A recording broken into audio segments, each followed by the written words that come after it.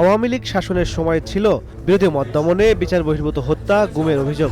সরকার পতনের পর খুলে যায় এর বিচারের পথ।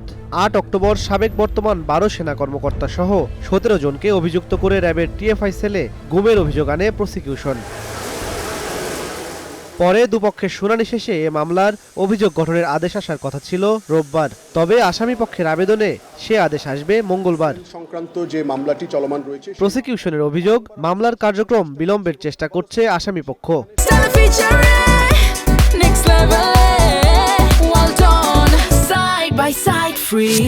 তারা বিভিন্ন ধরনের আবেদন দিচ্ছেন, এই আবেদনগুলো কিন্তু আদালত মঞ্জুর করছেন এবং তাদেরকে যথাবিধ সময় দেওয়া হচ্ছে। সুতরাং এখানে তাড়াহুড়ার কোনো বিষয়টা নেই, কারণ আমাদের প্রত্যেকেরই লক্ষ্য হচ্ছে ন্যায় বিচার নিশ্চিত করা।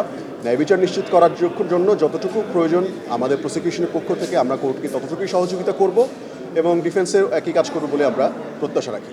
অন্যদিকে ন্যায় বিচারের স্বার্থে মামলা পরিচালনায় যৌক্তিক সময় দিতে হবে বলছেন সেনা কর্মকর্তাদের আইনজীবীরা। আর আইনে বলছে যদি প্রয়োজন হয় for ends of justice reasonable time should be given, এবং আইনকে সামনে রেখেই court has given the reasonable time. Prosecution যদি বলে যে আমরা এটা ডিলে করতেছি, তাহলে তো আমিও বলতে পারি যে তিনি তাড়াহুড়া করতেছে। What is the motive?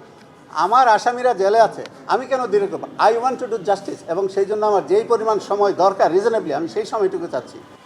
এছাড়া জুলাই আন্দোলনে রামপুরায় ২৮ হত্যায় লেফটেন্যান্ট কর্নেল রেদওয়ানুল ইসলাম সহ ৪ জনের বিরুদ্ধে অভিযোগ গঠনের আদেশ ২৪ ডিসেম্বর। ইমন মাহমুদ, স্টার নিউজ, ঢাকা।